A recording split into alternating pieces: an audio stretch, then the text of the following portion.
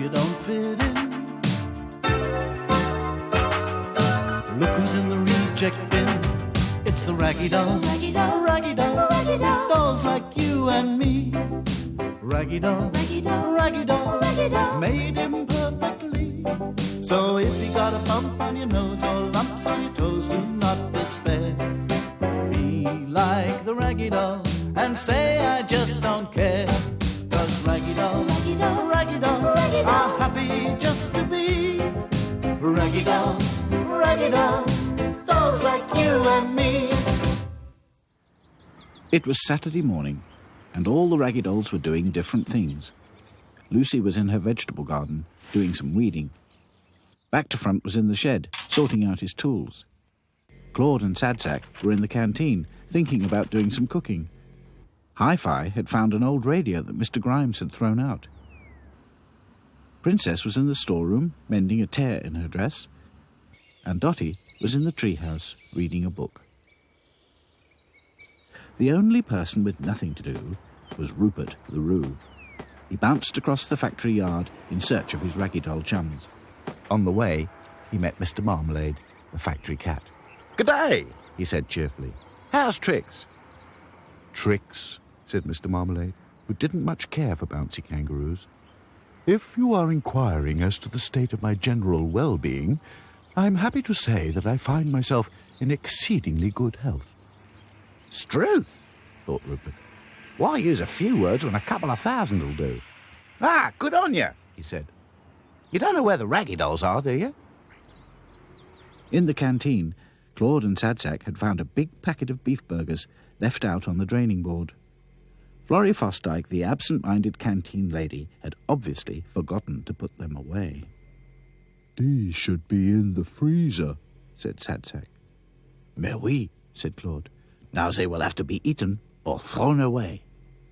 Just then, Rupert hopped into the canteen. "Good-day, sports. What's cooking?" "Unfortunately, it is the beef burgers," said Claude, who'd set his heart on cooking something more exotic.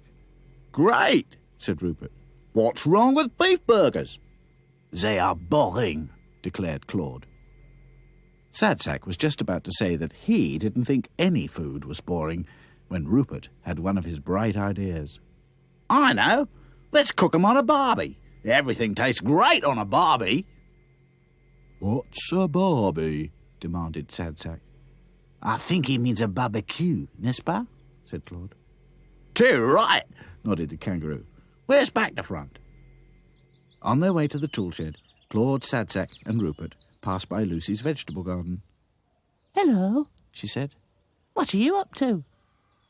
"We're going to make a barbecue," said Sadsack, "and cook beef burgers outdoors." What fun, said Lucy. I'll pick some lettuce for a salad, and I've got more tomatoes than I know what to do with. Claude suddenly got very enthusiastic.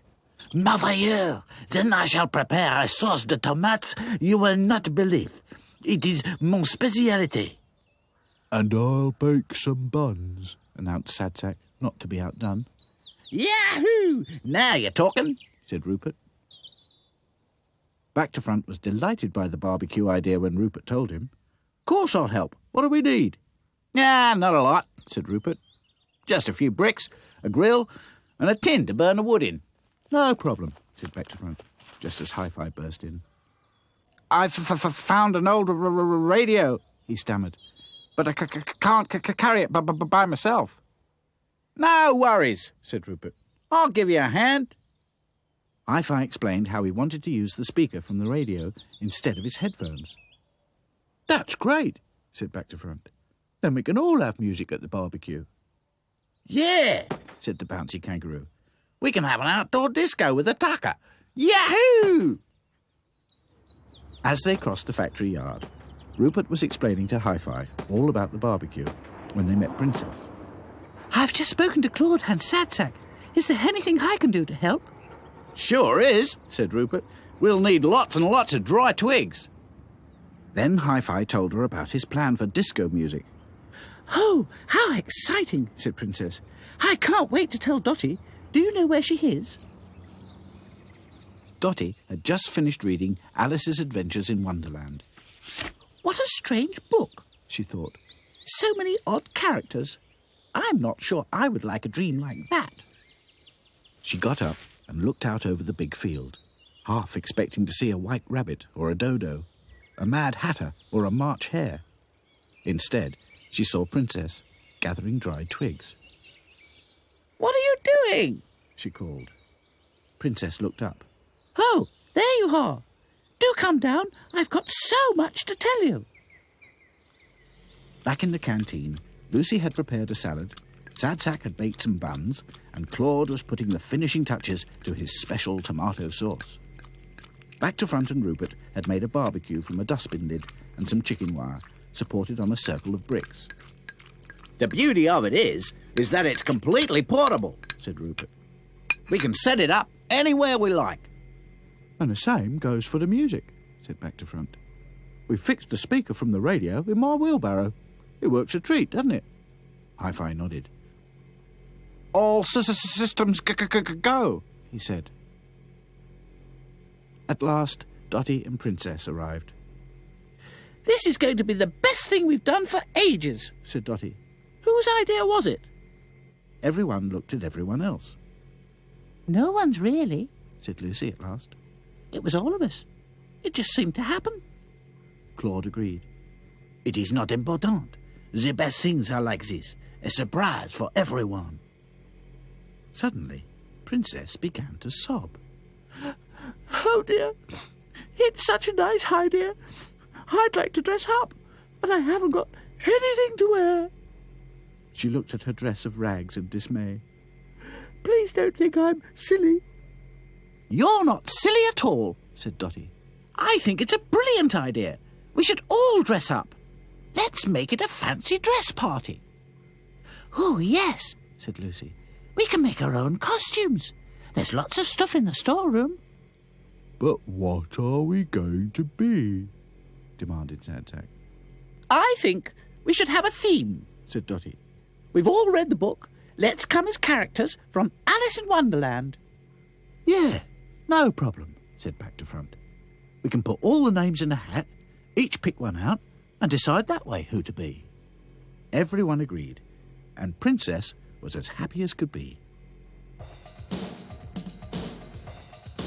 Later that evening, in the middle of the big field, the Raggy Dolls danced to Hi-Fi's music.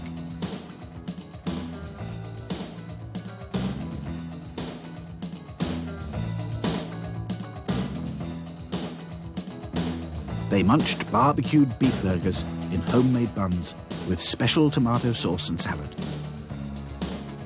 Princess came as Alice and danced with Claude, the white rabbit.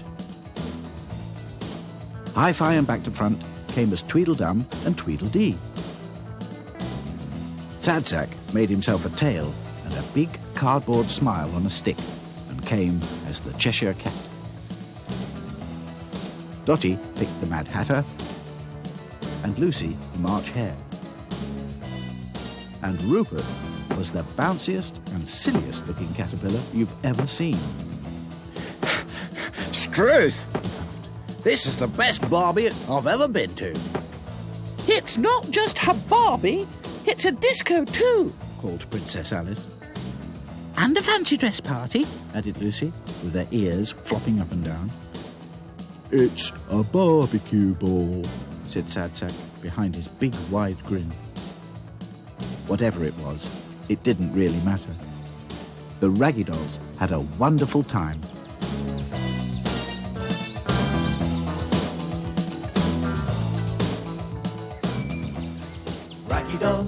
Raggy dolls, dolls like you and me. Raggy dolls, made imperfectly. So if you're not at ease with your knobbly knees and your fingers are all funds, stand